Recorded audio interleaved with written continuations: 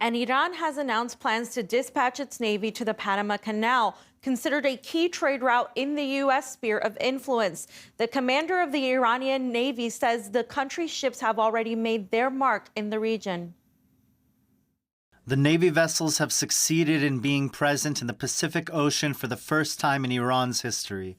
Iran's Navy has been present in almost all strategic straits throughout the globe except two, so it's paving the ground for dispatching vessels to the Panama Canal this year.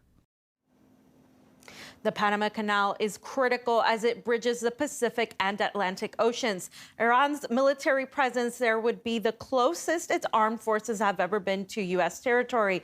Tehran has been stepping up its cooperation with Latin American countries, including recent strategic agreements with Venezuela and Nicaragua.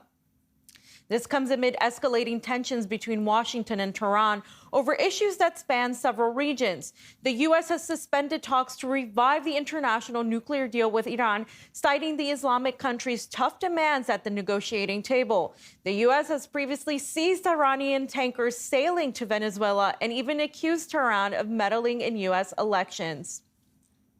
Former Pentagon security analyst Michael Maloof and Tehran University professor Fouad Izzadi both say that Iran has the right to sail through the Panama Canal, stressing the fact that the U.S. itself regularly deploys its forces near other states.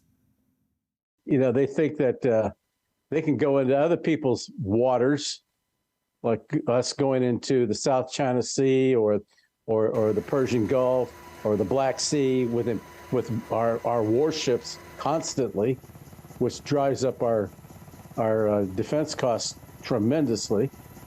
But no one else can do that to us.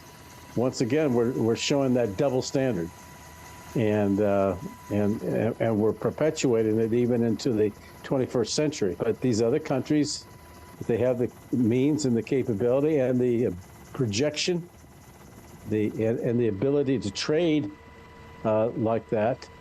So be it. Let them do it. Iran is not going to attack the United States. I just don't see that. They might establish bases in response to the United States having some 35 bases around Iran.